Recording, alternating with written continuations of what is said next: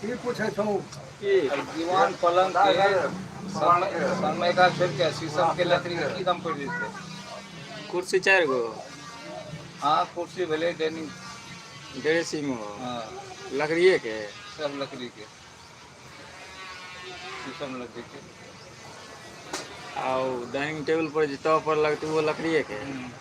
नवत खाना नहीं है, नवत खानो है, नवत खाना नहीं।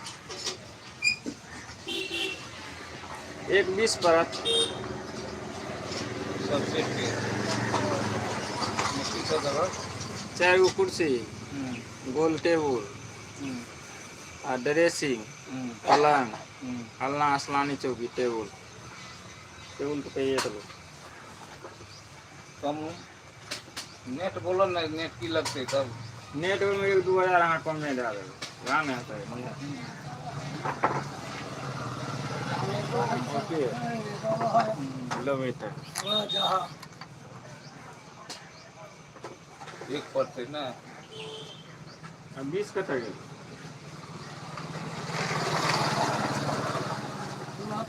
लकड़ी साला महंगा, चांदी से ज्यादा भाव भेल जाइ छै। हाँ भैया लकड़ी दाम तो कोई बात पूछे वही ना पलाय वाला लेके रहते तो पलाय पलाय के का 800 रुपया बढ़ गेलै एगो पलाय का। हाँ हाँ सब मालूम है, सब बात नहीं है। पलाइए